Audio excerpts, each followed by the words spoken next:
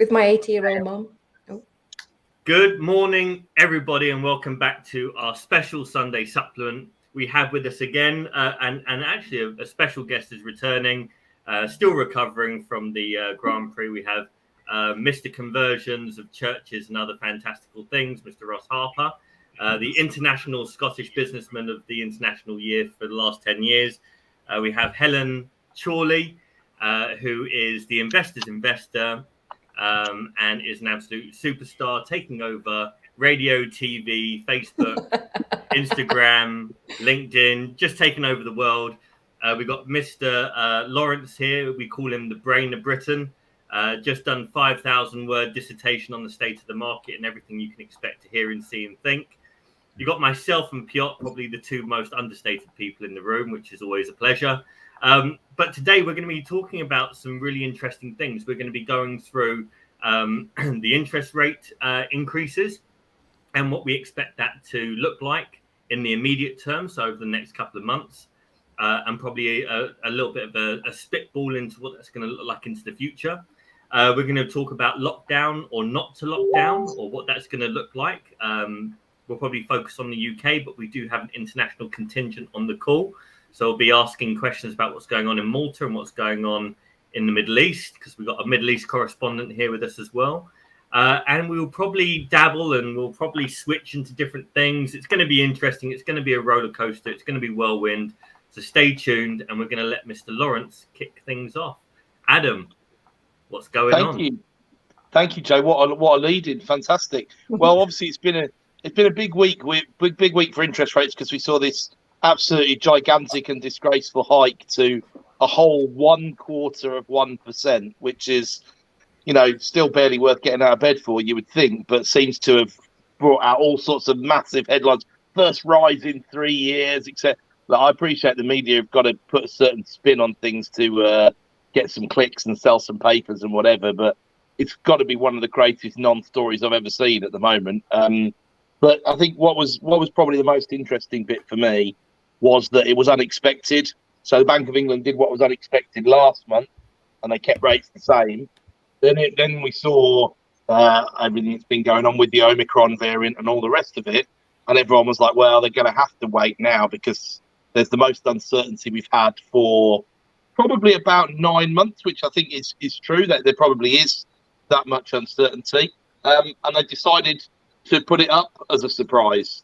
And I made the point in my written efforts this week that actually this is when central banks are at their most effective and can have the most influence, when they do things that the markets aren't expecting.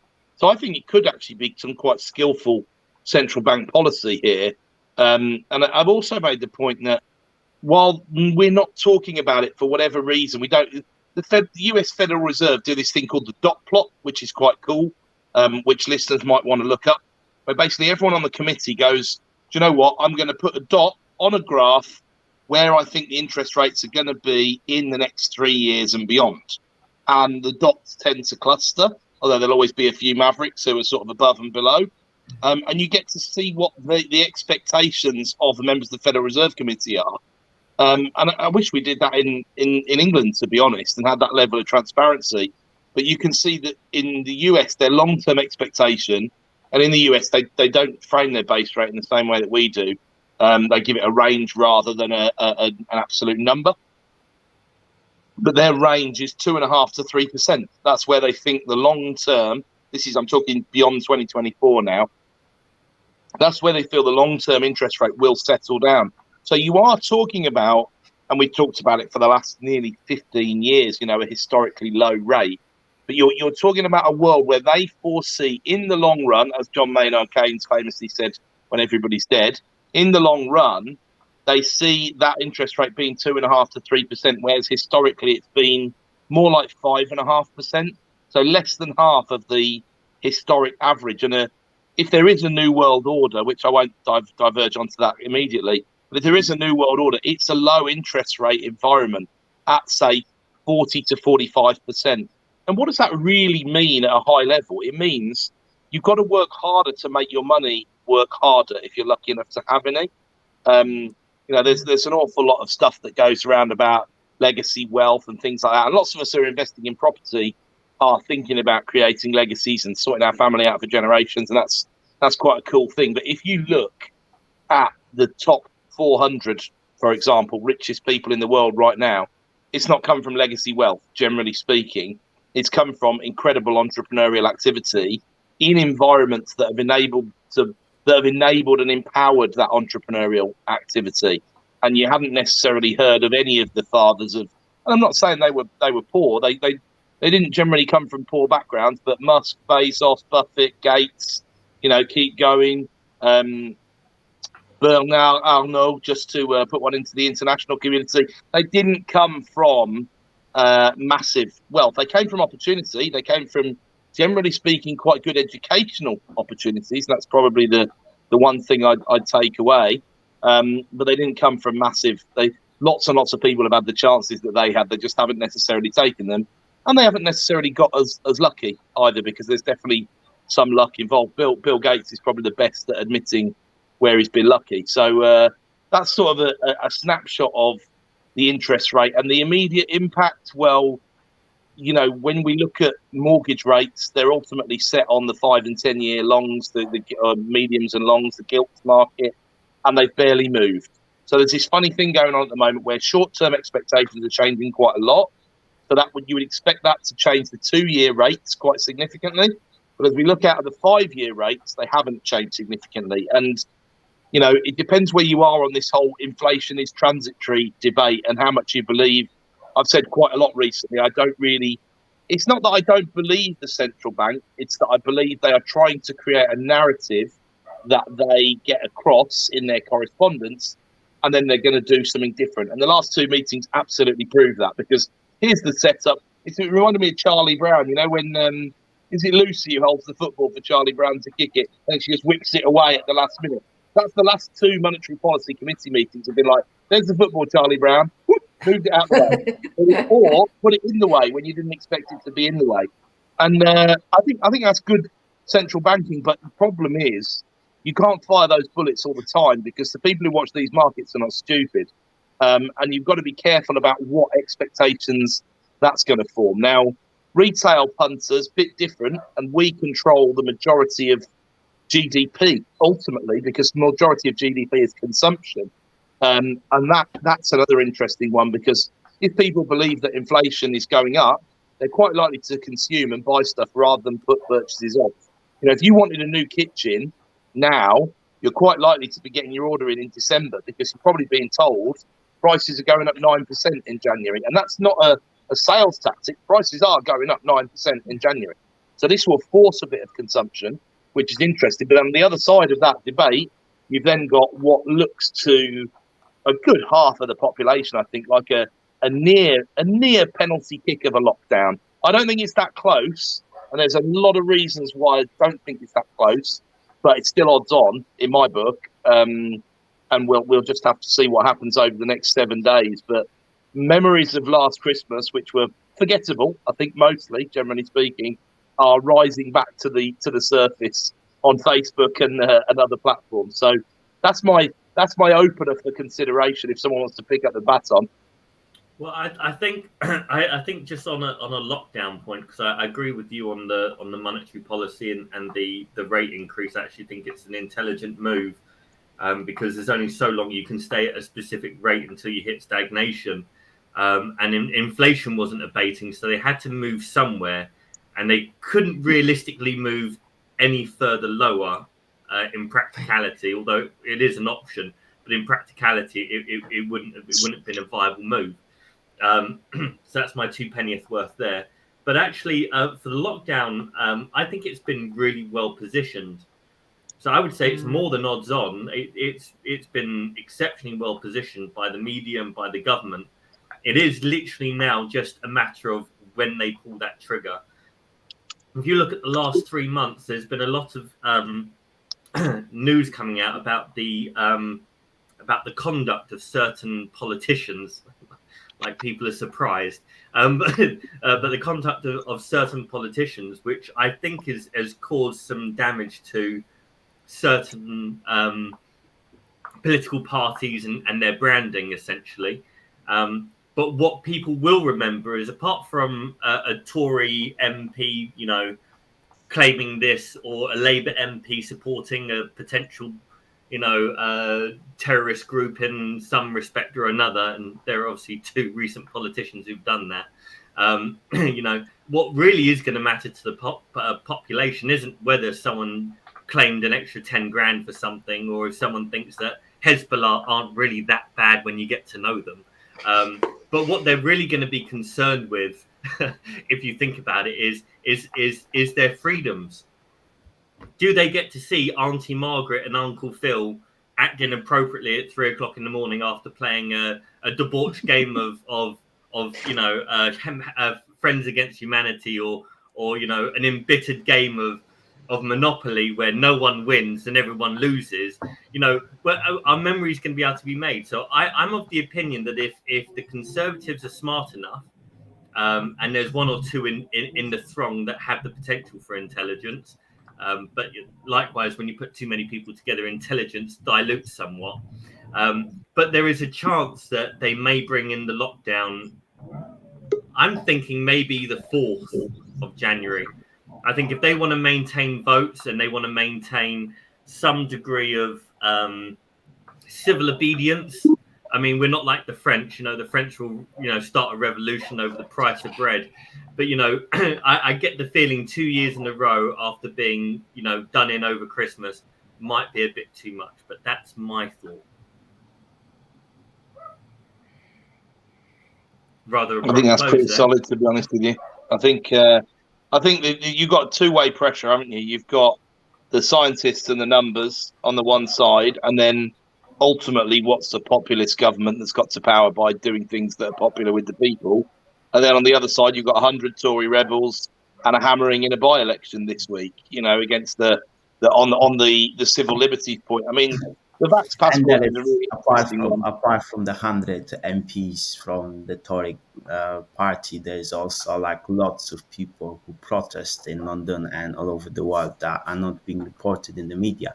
So that's kind of the pressure that is not being publicized a lot, but it's there, and there's a lot of people out there who are being affected and also try to express their views but not being heard, or and that's it's as much as it is a pressure for now, it also not hearing a certain part of the country or the society, that gives normally rise to even more extreme things, because it's just it's it will find an outlet somewhere, and that's another thing as well. I agree with that, and you see that, just going back to the politics, just purely the politics side of it, you see that manifest itself in the way that people vote. So the Reform Party, for example, getting 6% of the vote, not this week, but the other week. And I think the vaccine passports thing is super interesting, because I commented in the supplement today, I'm not a fan on civil liberties grounds, but there is actually a better reason. I was impressed, I must say, when I heard Sajid Javid speak about this, because he said there's vaccine passports with an exemption for the double vaccinated. That's how he started to frame it, which is quite clever. But actually, there doesn't seem at the moment to be a material data-based reason to exempt people who've been double vaccinated, because this is one of the things I put in today's supplement. I was surprised that this wasn't jumped on with a bit more enthusiasm, especially by people who are extremely skeptical of the whole thing, that the AstraZeneca vaccine, as double jabs, have shown a 0% effectiveness against the transmission of the Omicron variant. And 0% in that context means likely, because of the sample size, plus or minus 5 or 10%. So it could actually be a negative effect. There's a 50% chance of a negative effect. Which I find, I would have thought that would have had a bit more airtime. But the only result, even if you allow the vaccine passport on, running roughshod realistically over the civil liberties that we're used to in the UK, then there's really no reason to allow double vax to be exempt from it. And really, you should say, if you're going to do it, you're going to say, do you know what, it's got to be a lateral flow test. Now, then you introduce all sorts of, even moving away from the civil liberties standpoint, you introduce other problems such as there aren't enough lateral flow tests, and a whole variety of other issues. So it's a mess of a situation on that front, and it's a shame to see. I've been as proud to be from the UK this year as any other year that I can remember, because we haven't made a lot of these mistakes that a lot of so-called educated liberal Western style democracies have been making. But I've talked before about how we walk in an absolute tightrope, and what the problem with the tightrope is, on one step, one side or the other, there's a pretty disastrous outcome. So I'm for one, I'm grateful for the people who have stood up and, as you say, Piotr, maybe not got the press coverage that the amount of effort they've put in has deserved. But we need people like that, because that whole argument about, first they came for the, let's say, bold auction experts. I wasn't a bold auction expert, so I didn't stand up for it. Then they came for the whatever, and eventually it gets to everybody. The thin end of the wedge argument is a super powerful one. So it'd be interesting to know from our international contingent what the, are they doing it right? Are they doing it better than the UK? What's going on in Malta? What's going on in the Emirates, folks? I had to tell you, coming back to the UK in the summer, and I hadn't been back for 10 months, bear in mind, I was blown away, literally gobsmacked by the amount of, for want of a better word, propaganda that the UK has been subject to. Now, hands up, I don't have actually I do have a TV, I don't ever turn it on. And I don't read papers over here, and I don't buy into a lot of what, actually some of the Maltese press isn't that bad, but Malta's its own little weird thing, being 60 miles south of Sicily, and I won't say any more on that front. But yeah, I was really blown away that it's incessant, the fear mongering, not the reporting of facts. I'm all in favour of that, as you guys all know, but the incessant fear mongering in papers, in media, in adverts, on billboards, everywhere you go, you couldn't get away from it. It made me really angry. And I really understood why, kind of the levels of anxiety and concern and fear that there was, which fortunately I haven't been subject to here, which might explain a lot of things. But I was really shocked, and I was actually, I don't know, I was disappointed, to be fair. Ross? So I think I've been back in the UK twice in the last 4 weeks. Like Helen, I don't really watch TV. I've not been following the papers. This is not really my favourite subject to follow either. So probably most of my information comes from Adam on a Sunday now. So I don't bother with any of the other stuff. But it has been really interesting to come back to the UK, not last week. Yeah, last week, just before the Grand Prix, I came back for 2 days. I was selling one of my developments, so I had some paperwork that I needed to sign that they wouldn't accept a digital signature, if you like. So I was back in and out in 2 days. I had 3 PCR tests. I left here at 34 degrees. I landed at 2.8 degrees. The 0.8 was quite important. I went to a testing station, Randox, which is in Glasgow city centre, which I'd done a couple of walk-in PCRs before, to virtually walk in, walk out, 15 minutes later, get the test in an hour's time. I stood for 2 hours in a queue in the pissing rain as a storm hit. My timing could not have been worse, but it was almost like somebody had said something, and then everybody said, well, we need a PCR test to get in or get out, and how we do it. It was just total nonsense. The whole thing is total. So that was my 4th PCR test. The government then delivered me a lateral flow test that I was meant to take. It's all these different things. Nobody really seems to know the rules from the outside looking in. Yeah. And the rules are changing so quickly that even the companies supplying the information and supplying the product and trying to do it right, they don't know what's going on. It's really, really difficult. I live just now in a hotel till we move to our house.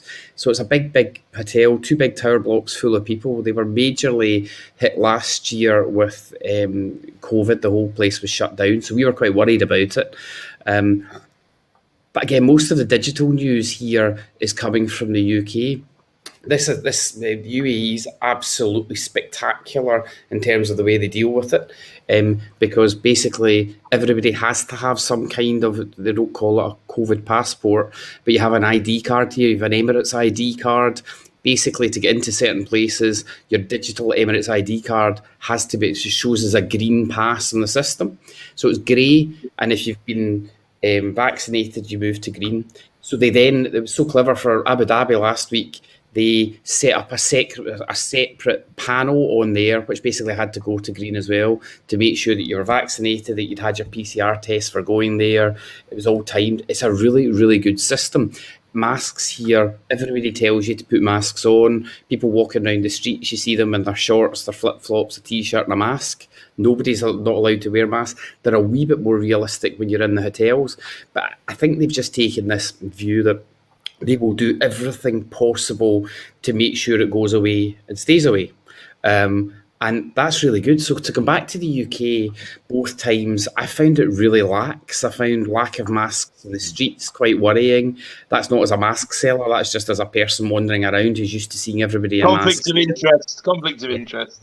Yeah, I've got a few major errors I've made in the last 18 months, I've realised.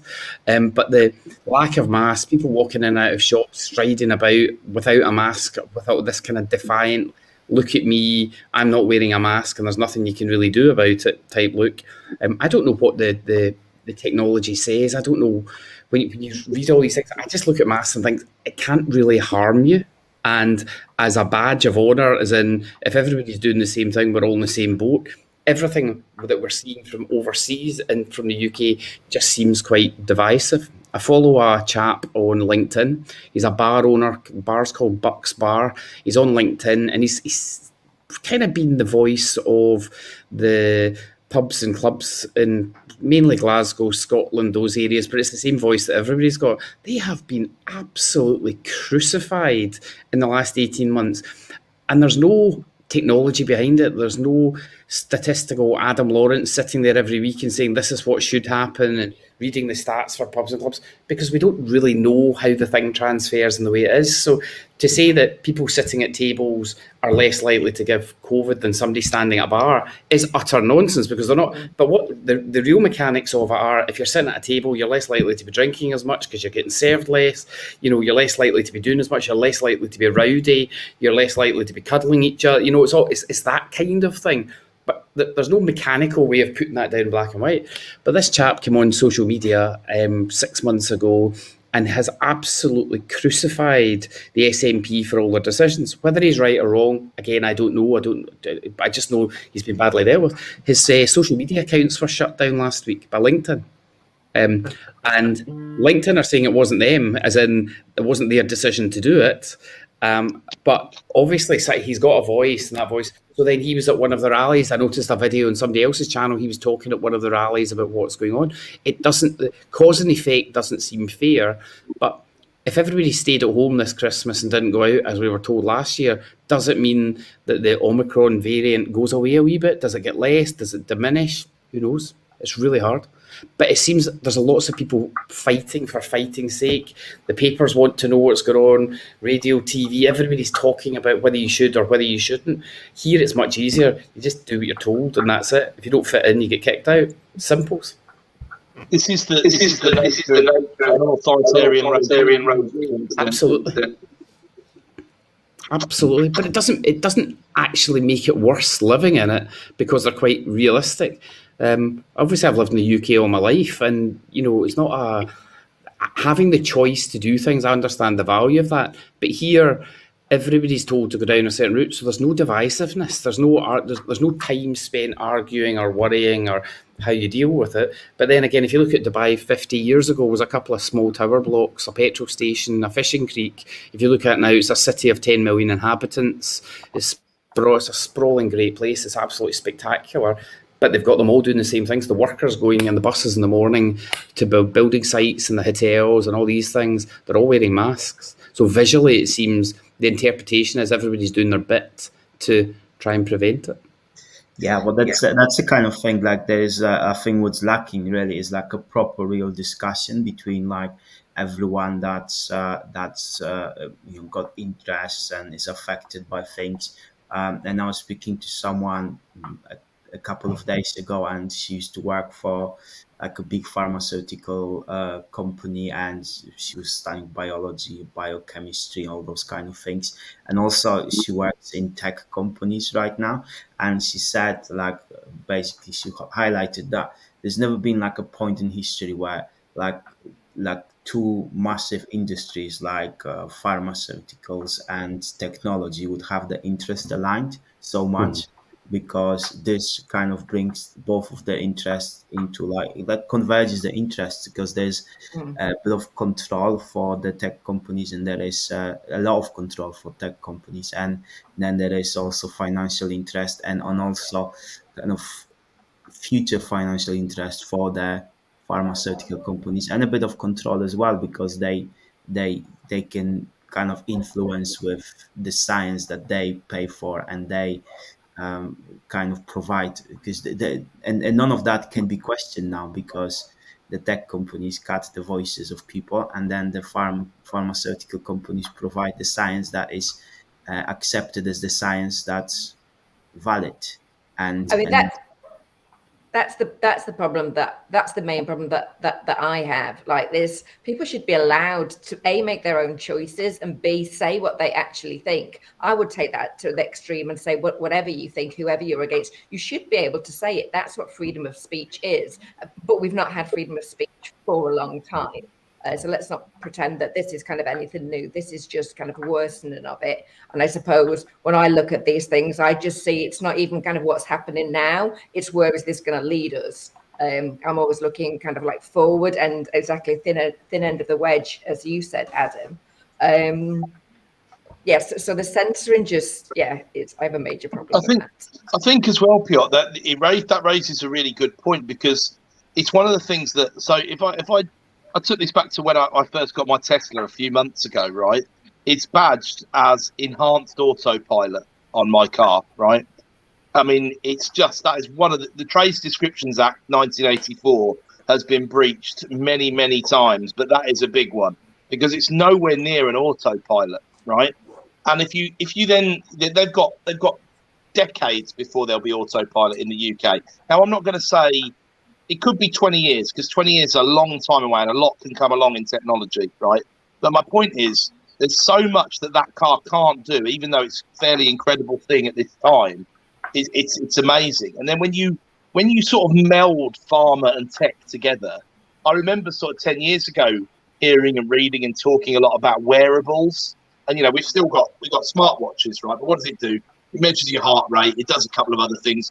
A lot of these apps are a bit gimmicky and they're not particularly accurate necessarily, but this gives you a real reason to, we're nowhere in terms of why does the vaccine potentially cause so much of an issue, right? And why do many people, if you take age as the biggest issue that there is, which is generally accepted and been proven by the data, then a lot of young people or younger people are asking, quite understandably, well, why do I, as an individual, I care about myself the most, why do I need to take the vaccine, right? And it shows you where we're not at. When you're giving billions, I think we've dished out about 3.5 billion, 4 billion people have had at least one dose so far. So you're talking there's probably 10 billion jobs gone into arms total around the world thus far. And do you know what? People are different. And not even just people of different geographical origin, skin colour, etc., etc. All these discussions you're not really allowed to have in this day and age in case it upsets someone, But the 5 of us are different, and the 5 of us are going to react differently to a vaccine, and the 5 of us are going to react differently to all sorts of other things as well. And I think one more thing that I'd like to say, and we've got the next 10 or 20 years. Imagine the amount of money that's going to go into R&D on the tech pharma side, because we've got so much roadmap to go. And then it's going to be about how much of your data do you want to share with anyone? And it's kind of like Facebook, really, isn't it, when you strip it back? How much do you trust Facebook and the amount of data you put on there? I don't put my date of birth on there. Why? Now, for me, that's an easy one, because what's the upside and what's the downside? Right? For me, there's a bigger downside than an upside. I don't want it. But there's a much more nuanced conversation to be had around healthcare and wearables and stuff like that.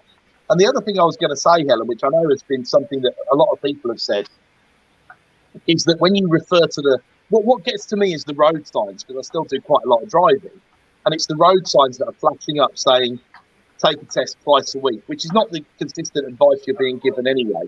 Don't travel unless you have to. Get vaccinated. Do this, do that, do the other. And I just look at them, and I'm pretty resistant to behavioural nudges. I'm not perfect like everybody. We all have our own nuances, but I'm quite a deep thinker about that sort of thing. So when someone tries to influence me, I'm a bit of a sod, so I normally do the opposite for the sake of it, just because I'm difficult. But B, I then look at those things and think, imagine the power of that. If the behavioural nudge unit, or whatever you want to call them these days, which arguably in itself is the thin end of the wedge, depending on how libertarian you are. But imagine if that was saying, eat 5 a day, stop going to McDonald's, fatty, this, that, the other. It'd make, or pick any other, take your vitamin C at the moment, there's a pandemic, whatever. Don't take McDonald's away from me, Adam. It's one of the few joys I have remaining. Have you tried their festive pie? Look, wait a minute. Adam, get yourself 2 of those, because 1 is not enough. I'm just going to log on to Just Eat for a second, if you guys could. There's so many people watching this that McDonald's share price has just dived. It's like when Ronaldo moved that can of Coke. But I think I entitled this live the last Sunday special of 2021. But the amount of times we mentioned vaccines, the protests in London with tens of hundreds of thousands of people, I think this might be last live forever. It'll be removed. This is why you let you put it on your timeline. You see, mate. Thanks. Nice to see you. But I think, can I add to this that I've been talking about COVID-21 for quite a long time, because obviously COVID-19 was what we have. I missed out 20 because that was still COVID-19. We couldn't even align European Championships and World Cups and Olympics with the right numbers out there at them, which was a worry for me. And one of my pals that is OCD couldn't watch the Olympics because he was like, but it's the wrong year. But that kind of stuff, I think we're going to see this year after year after year. I'm not a conspiracy theorist, but I have no surprise at all that Omicron has appeared in the way it's appeared, and it bubbles up in a different place to Wuhan previously and wherever it was. There does seem to be you could have COVID, if Omicron is what I called COVID-21, we could have COVID-22, 23, 24, 25. We can have something every year now to keep us going for the rest of time. Surely there must be a kind of mechanism being created that we can follow, so it doesn't all be jump how high and we have to lock down the country again. Exactly. This is a really, really difficult situation, because how you go back as far as you can in your lifetime, and how many people had flares up of the common cold around this time of year? Correct. Right. So what you're seeing is, with the changing variants, whether they're evolving as they should be, whether they're man-made if you're a conspiracy theorist, whether it's all kind of part of a zeitgeist, whatever the story is, the reality is that COVID, in whichever flavor, shape, color, or creed you're going to come out with, it's here. It's now the cold of whichever season's coming out. So what should happen is, as people nowadays, whether you believe in jabs or don't believe in jabs, and I'm not here to criticize, it's not what I'm about. Most people around this time of year, of the last 3 months, would have at some stage gotten a flu jab, because the flu's a bit shit. It's going to get to a point where actually the death rate of COVID drops to a degree where it just becomes a bit shit, where you get your annual COVID, flu, HIV, whatever jab you're looking to get. You just get your inoculations once a year, and you crack on as a normal human being. And this is things. You go back 500 or 600 years, either the last couple of thousand years. Every once in a while, there is a thing that enters into the ecosystem which starts to cleanse elements of that ecosystem. And we're rather an aggressive virus within our ecosystem as inhabitants on the earth. So this is just something that's popped along, whether it was a wet market in Wuhan or wherever it was, where people eating bats or blood mixing with X, Y, and Z, or whether it was an FBI, CIA kind of laboratory in Virginia, or whichever flavor you want to apply to the situation. I don't mind. It's not a problem for me. But the truth of the matter is, you're going to have to just expect this. Now, where it does get dangerous, and Helen points out on this, which is, you know, the restriction on language, you know, that's rather insipid. That's been going on for a good old while. Cancel culture, I believe, has got something to do with that. But I mean, what do you start doing now with the technology? You know, if as Ross was saying with the passes that you get there, do you start giving people gold stars who do take the jabs or don't take the jabs? Jabber of the week. Jabber of the week. You know, it's a silly situation. But once you start marking one group of people as separate and distinct from another group of people, a whole host of evils can come out of that. You know, and it is a small step. It is a tightrope. And I thought something that Adam mentioned in his supplement, I know I've jumped across 4 or 5 different principles there in a short period of time, but the lack of leadership in scenarios like this has the potential to create so much lasting damage. So much lasting damage. And I think to a certain extent, the last couple of years on a political stage, on a worldwide stage, we've looked a little bit ridiculous, whether that's because of the hairstyles of certain members of parties, or whether it's because some people just prefer to say stupid shit. It's you know, pick and choose.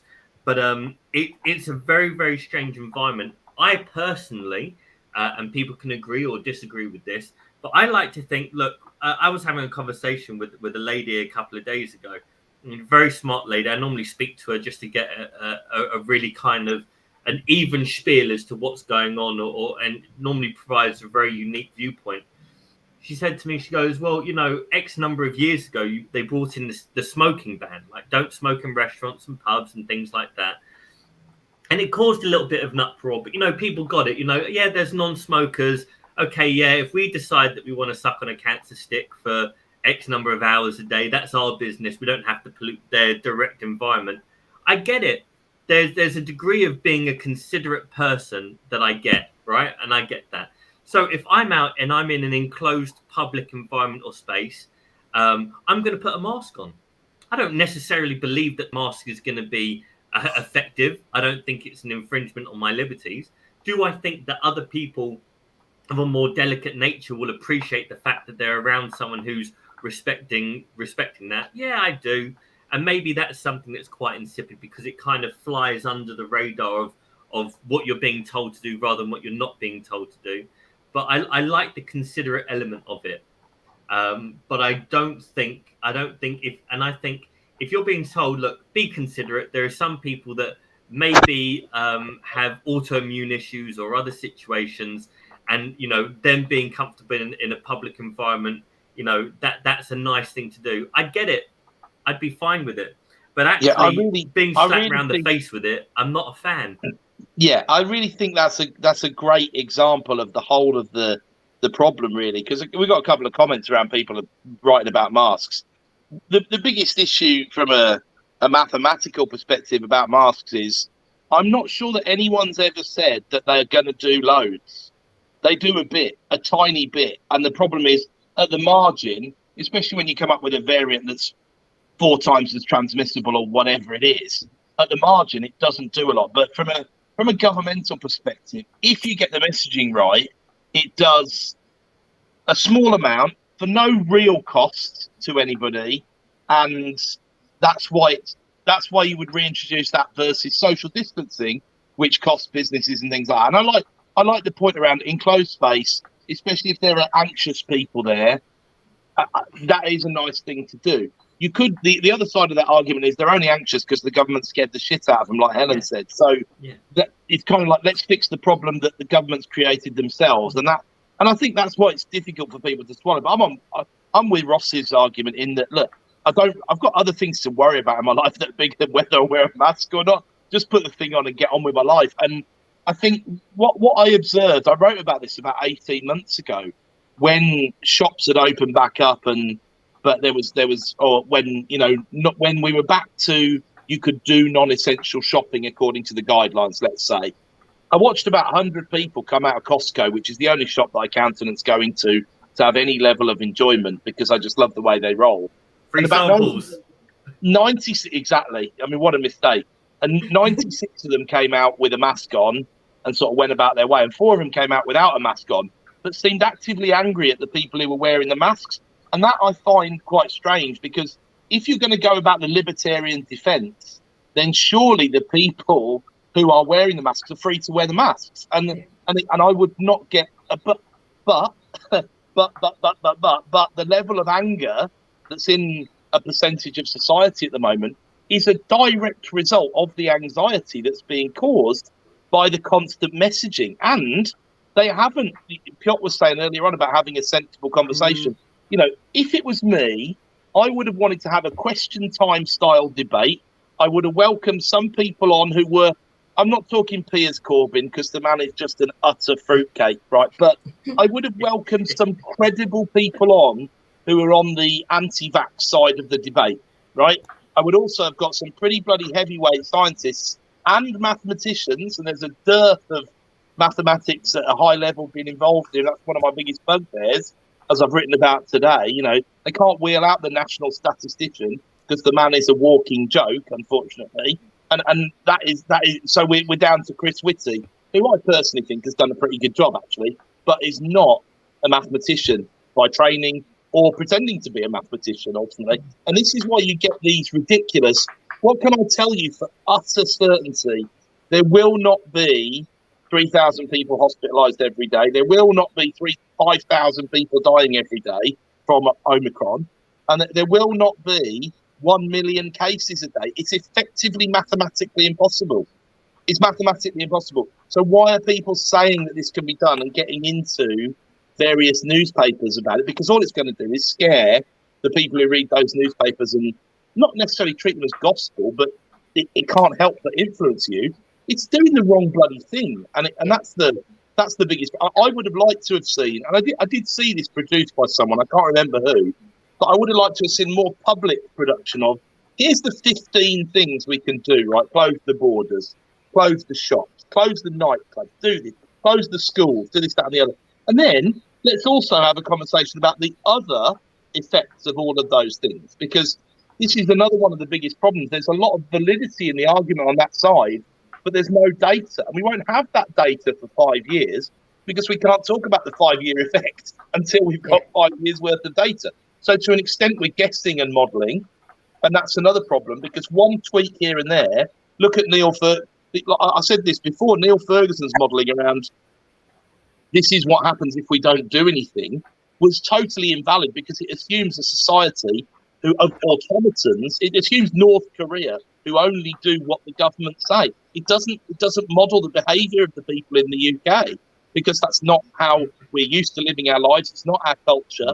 It's not all of those things. And even when you went to the mad guy in Belarus, the Belarusians did what they thought was right. They didn't wait for Johnny Vodka to proclaim there's no such thing as COVID and it doesn't exist at all, or whatever he did, you know. So it's a very, very nuanced and, as I said today, multivariate subject, unfortunately, but it's also the world's biggest business opportunity, and we all need to be aware of that and conscious of that and conscious of the incentives that exist within. I mean, if there's one industry that sits behind pharma as worrying to me, because of deplatforming people, because of the influence they have on people's behaviour, because they can now influence elections if they want to, then it's tech.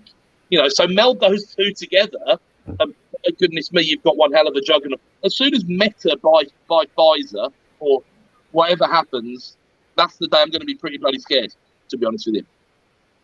So, do you think you can get jabbed in the metaverse? Definitely.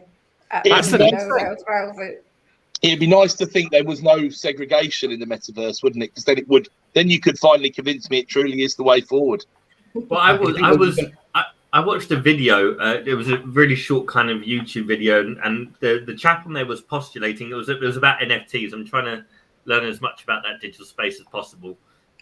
It's slow learning, but I'm getting there, I think. And basically, the guy was like, "Look at computer games. You go back 15 years, you're playing Super Mario on Nintendo 64, or at best, you're probably playing Wipeout on PlayStation 1, right? That's your gaming situation. Now you've got an Oculus headset. You can put arm wrists on. You can put a chest piece on. You can feel and situate yourself inside the gaming environment. And if you've got £20,000 to spend, you can get this little multi-directional kind of treadmill thing, and you can actually fully immersive be inside a game. And that's based on today's technology. I mean, technology is running. That sounds fast. better than Peloton to me, to be fair. It does, just a little bit, right? How much Peloton have you been doing, Adam? I've watched hours of YouTube videos about it, Russ. Hours. Yes. That's what we do workout. these days. We watch people people do things, right? Exactly. Yeah.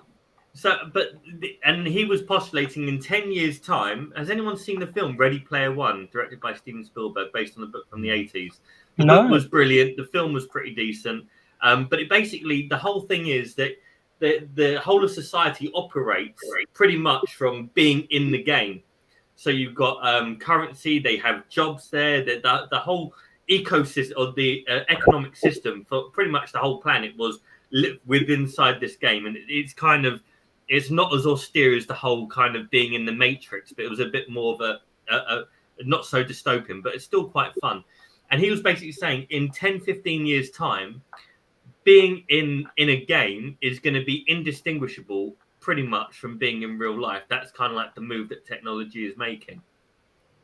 So I don't understand the economics of that, though, Jay. I mean, this is the thing that I'm struggling with.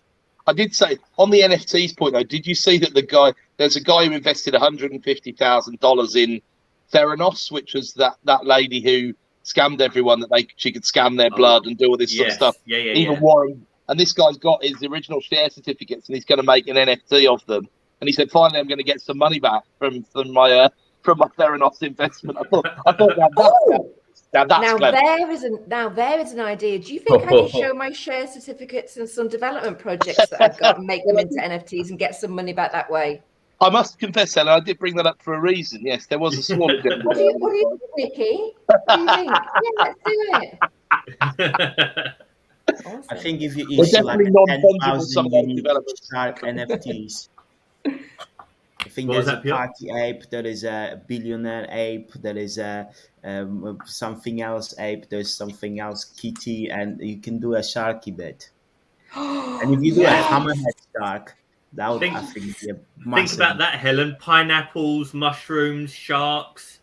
Where does it come to an end? Well, Piotr, if we get deplatformed because of this, you've got an NFT in the making here. Look at it that way. So. Lord. No. We'll be back on BitChute in 2022, guys. Yeah, thanks. It's a really interesting thing, like this whole kind of digital space, because I was thinking, if everybody at midday on Monday went to their bank and drew out all of their money in hard cash, it's not going to happen. Couldn't. Because the money doesn't exist. It's ones and zeros. It lives in metaverse. It doesn't exist. It's kind of floated. It's imaginary. That's something that's been around. Now you said that, we're definitely getting deplatformed. Could you imagine? Yeah. All of our social media will be deleted. But the one thing that sort of works against this stuff for me is the trend. Look, when did we start talking about the experience economy? Maybe 10 years ago. And we've seen that in that 10 years, we've transitioned from barbers and cafes and whatever else being a bit like the bank holding their nose and lending money against them to actually, these are the resale covenants we want to lend against right now. Yeah. And there's also some pretty decent businesses that are cafes and all the rest of it that are out there these days. So if the real life experience, I like that stuff because it's insulated from the internet, or I would like to think so. You're going to have to get into my neurons and give me the sense of a mocha choca waka chai super duper warrior latte in order to stop. And then you're also going to need to have me on a saline drip or something in order to really get me stuck into this for like a week at a time or whatever. So some of this is about as scary as the whole COVID scope creep conversation, really, to me. Well, I mean, you You did mention the New World Order as one of your opening subjects, and a lot of people have this fear that basically we're just going to be turned into human farmed machines, right? So it depends on how trippy or how off-piste you want to go with it. But it's Well, what will the libertarians be saying then? That's the thing. We'll be smashing the machines. It'll be like Skynet, mate. It's Cyberdyne That's Systems it. Model 101. well, I know Very how to make Adam get into the metaverse. Adam, there's an estate agent in the metaverse selling real world houses at 40% discount. Now you're talking. There will be things to It's on the real induce- world. There'll be things to induce multiple, different types of people into it, and there are always going to be outliers and those that hold out, last hopes and bastions. Well, And who knows whether it's right or wrong, or But I whether sort it's of- going to be good or bad. I sort of feel about it like it's a bit like some of the fears I'd have over digital currencies in that, when central banks when we've got CBDCs and all the rest of it, and we've got legislation and we've got everything else, it's going to be quite difficult for some of these coins to justify their existence. And I kind of feel the same way about the meta. If you have, my example the other day was World of War. We had a really interesting conversation about this at a BIT meeting. And I said, look, I just thought of World of Warcraft. That was probably about 15 years ago, actually. And you had people in basements in South Korea and all the rest of it mining for World of Warcraft stuff so they could sell it on eBay. Yeah. Some of that stuff now has got very little value, right? There will be some, time will go on, just like things go retro and come back in value, like vinyl or whatever you want to pick. The same journey applies, I think, to that when there's a cult following. So there will be NFTs of World of Warcraft stuff that have fundamental value, but at one point you could pay $30,000 for a golden axe or whatever the big weapon was, and now it's worth 20p basically. So what happens when a new metaverse starts? What happens when Donald Trump starts a metaverse, or when Giorgio Armani starts a metaverse, or or Paul Smith, and you decide which Paul Smith, I didn't say which one, starts a metaverse, and starts pumping it out on YouTube every 2 seconds. Does that not then? Like I look at my oldest son really keen on the Marvel cinematic universe, which is becoming in itself a multiverse rather than a universe, because all this stuff's happened over 75 years that is not congruent in terms of storyline. So they weave it all together by saying, well, there's alternate realities, and it's like some of this starts to sound a little bit like a scam to me, if I'm honest with you. So I still have my skepticism, and I'm at the stage before you are, Jay, really, in terms of trying to learn. I'm a really interested observer, but I'm still kind of enjoying breathing real air and being in the real world and stuff like that. So you're not necessarily the target audience, are you? You're not necessarily the target. And I think I said before, my wee boy's 5. He buys things in a digital era. He buys games. He goes into games. He bought a house. He's got his own van. He goes and does stuff on his iPad, or it's overseen by us, but he's got a whole universe he does. We were in a shopping mall and he said, oh, that's such and such. And I said, how do you know that? And he went, oh, Meryl's got it, his wee friend. And I said, how do you know about that? Well, she's got that in one of her games that I'm on. So his vision of, I'm quite interested in the metaverse thing, because he already lives in that world. Dad, there's a G-Wagon. How do you know that's a G-Wagon? Look, I lived, you go back to Jay's example of, maybe 20, 25 years ago. Yeah, I lived in a world where I grew up playing The Sims, playing Populous and games like that, where you built worlds and all the rest of it. Now, some of us did that and became Boris Johnson. Like some of us did that and bought hundreds of houses on the back of it. But we still took those actions in the real world. And the other fundamental problem is that's all fine if it's for people below 30 or whatever wherever you want to draw the arbitrary line. That's cool, but they haven't got any money.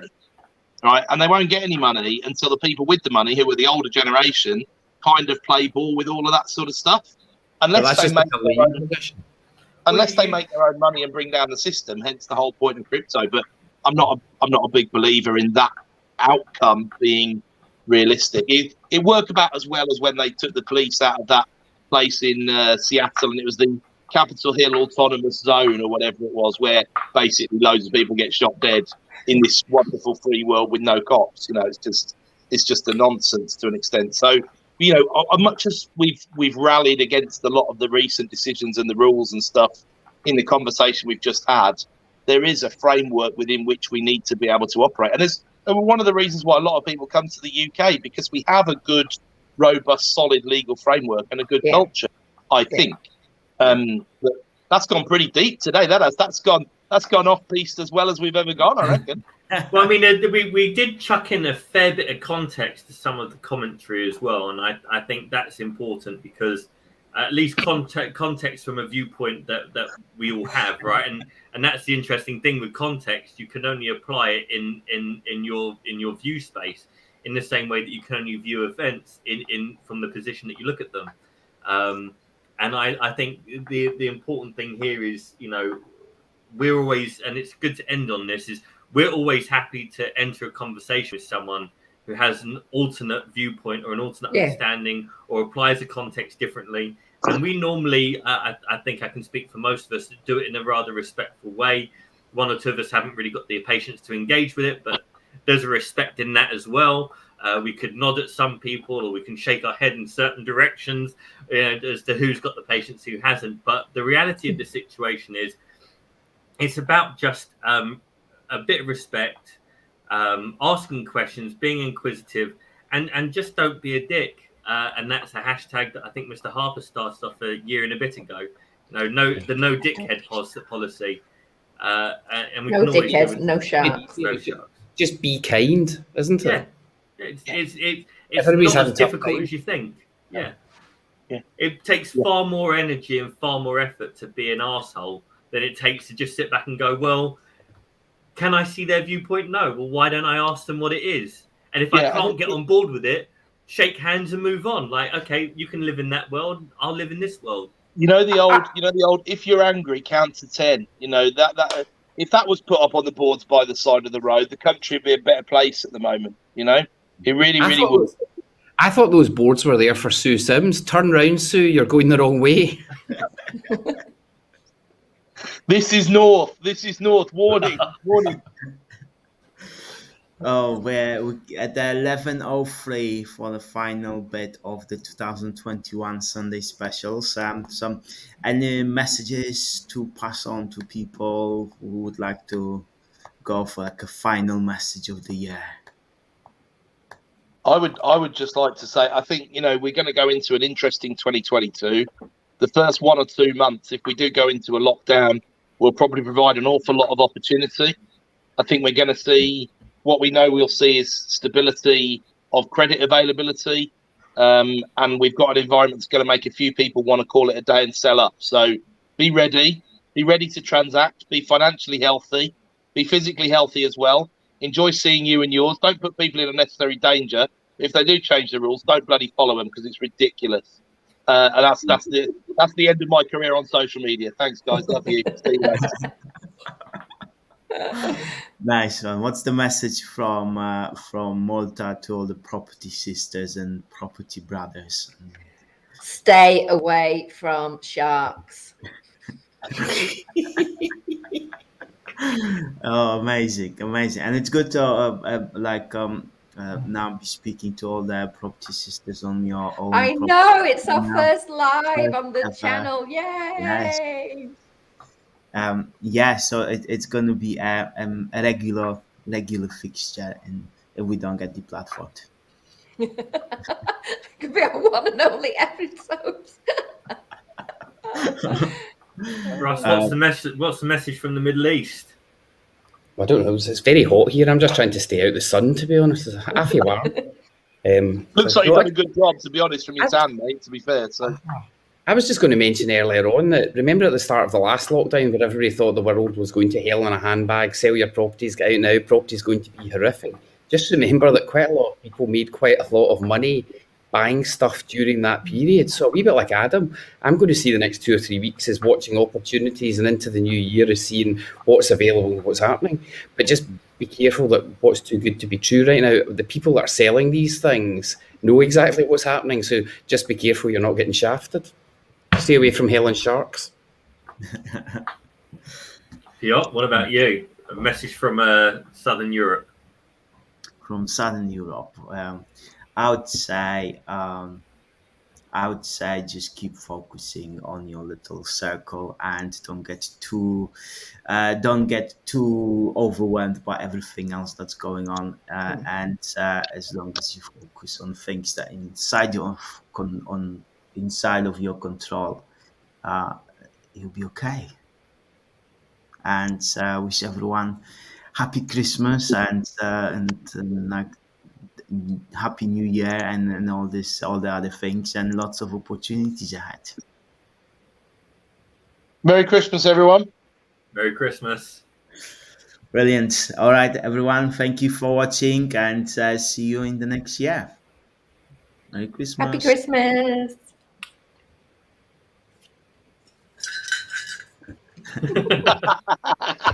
Quality prop.